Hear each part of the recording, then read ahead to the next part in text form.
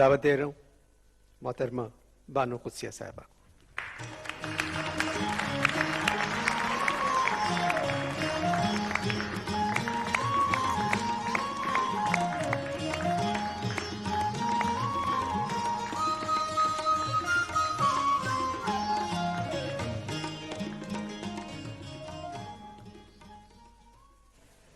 مجھے سمجھ نہیں اس وقت آ رہی کہ میں ذہنی طور پر، نفسیاتی طور پر اور قلبی طور پر یہاں موجود نہیں ہوں۔ میں ان تمام ناظرین کا، ان تمام ملنے والوں کا، ان تمام مہربانوں کا آپ کی وساطت سے شکریہ ادا کرتی ہوں، جنہوں نے اپنے نازک نازک احساسات مجھ تک خوبصورت پھولوں کی شکل میں پہنچائے۔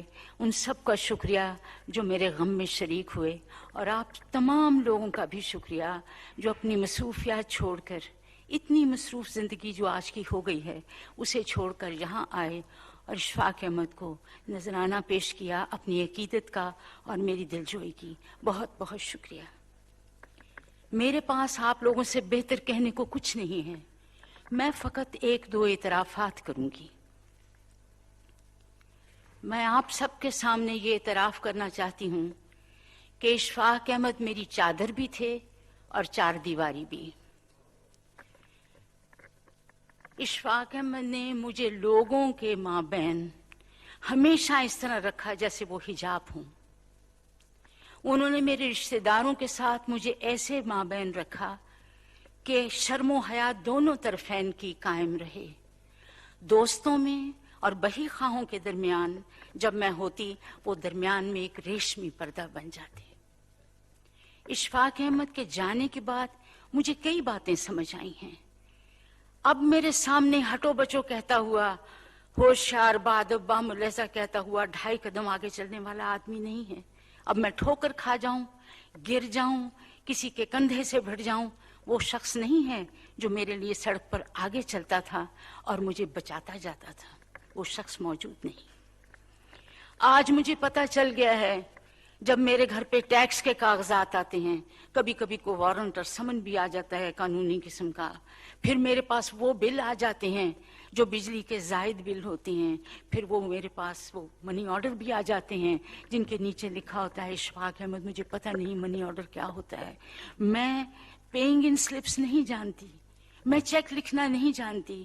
اب مجھے پتہ چلا ہے کہ وہ 1.5 گنا کام کرتے تھے اور میرے لیے آدھا چھوڑ دیتے تھے، اور مجھے کہتے تھے گواہی دینے نہ جانا قدسیہ، میں جاؤں گا، یہ کام میرے ہیں، باہر کے تمام کام میں سنبھالوں گا۔ اس حفاظت میں رہنے کے بعد، اس چادر اور چار دیواری میں رہنے کے بعد، اب زندگی اچانک میرے لیے بہت مشکل ہو گئی ہے۔ اب مجھے وہ چیزوں کا مقابلہ کرنا پڑتا ہے کہ جن کی مجھے سمجھ تک نہیں۔ اگر غلطی سے کوئی کھڑکی کھلی رہ جائے اور اس میں سے ہلکا سا ہوا کا جھونکا آئے تو مجھے محسوس ہوتا ہے کہ کوئی ٹورنیڈو داخل ہونے والا ہے۔ اشفاق احمد کا یہ طریقہ کار تھا۔ آپ یقین کیجئے، میرا خیال ہے کہ اشفاق احمد میں ایک خصوصیت تھی جس کا ان کو بھی احساس نہیں تھا، جو وہ بھی نہیں جانتے تھے، وہ ان کی موروثی اور پشتنی غیرت تھی۔ اشفاق احمد ایک غیرت مند آدمی تھا۔ وہ اپنے اور لوگوں کے درمیان بھی ایک حجاب رکھتا تھا، وہ رشتہ داروں کے درمیان اور اپنے درمیان بھی ایک حجاب رکھتا تھا، ایسا حجاب جو غیرت مند لوگ رکھتے ہیں۔ لیکن یقین کیجئے، اشفاق احمد کو اپنی خوبی کا علم نہیں تھا۔ اپنے دوستوں کے درمیان اور ان کے درمیان کبھی ایسی باتیں نہیں ہوئیں جو اندر کی باتیں ہوتی ہیں۔ ممتاز مفتی کہا کرتے تھے، اشفاق احمد گونگا ہے، اس نے صرف اپنے اوپر باتوں کے خول چڑھا رکھے ہیں، ان کی اصلی بات کو کوئی نہیں جانتا تھا، اور یہ سب ان کے موروثی اور پشتنی خوبی کی وجہ سے تھی۔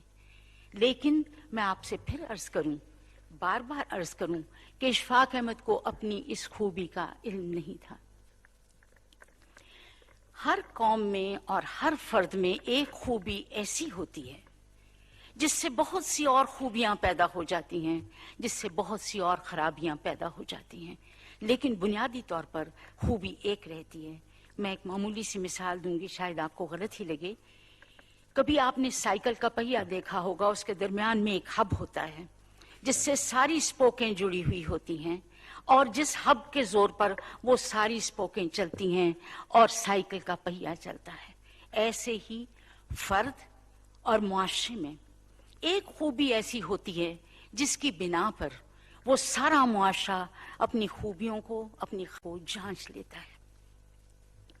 لیکن عجیب بات ہے، آپ لوگوں نے اپنے میں بھی، آپ کا علم مجھ سے زیادہ، آپ کی بصیرت مجھ سے زیادہ، آپ کی اہمیت مجھ سے زیادہ، اس خوبی میں جب احساس پیدا ہو جاتا ہے، فخر پیدا ہو جاتا ہے کہ مجھ میں یہ خوبی ہے، اس میں تکبر کی چھینٹیں آنے لگ جاتے ہیں، جب آدمی اپنی خوبی پر نازاں ہونے لگتا ہے تو یقین کیجئے وہ نفع کے مقام سے گر کر نقصان دینا شروع کر دیتا ہے۔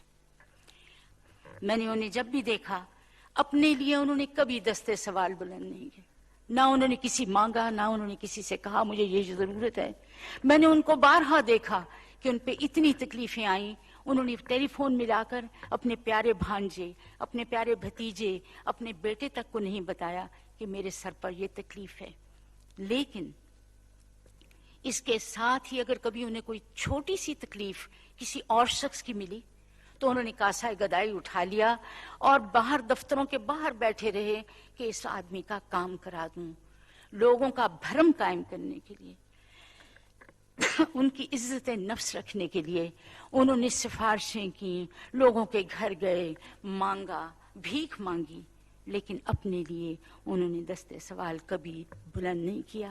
اگر آپ لوگوں نے غلطی سے کبھی سفر در سفر پڑھی ہو یا کبھی تلقین شاہ سنا ہو تو آپ جان جائیں گے کہ انہوں نے ہمیشہ اپنے آپ کو تختہ مشق بنایا، اپنے آپ کو مزاح کے مقام پر رکھا، اپنے آپ میں وہ برائیاں شامل کیں، لیکن کسی اور شخص کو اسکیپ گوٹ نہیں کیا، کسی اور آدمی کے کمر میں مکہ مار کر نہیں کیا تیری وجہ سے میری زندگی یوں ہوئی۔ بتائیے ایسے انسان کو کیا اپنی خوبی پر کبھی فخر ہو سکتا تھا؟ لیکن میں جانتی ہوں وہ بے حد غیرت مند آدمی تھا، اور اس میں ایک ہی خوبی تھی، وہ غیرت تھی، جو اس کا ماروثی اور پشتنی سبب تھا۔ یاد رکھیے، ایسے لوگ گلی گلی کہاں، ایسے لوگ ہر عہد میں اور ہر پود کی قسمت میں کہاں، اور مجھ جیسی بھاگوان عورت بھی کہاں جس کی چادر اور چار دیواری اس کا شوہر تھا۔ اللہ آپ کو آسانیاں عطا فرمائے اور آسانیاں تقسیم کرنے کا شرف عطا فرمائے۔ اللہ حافظ۔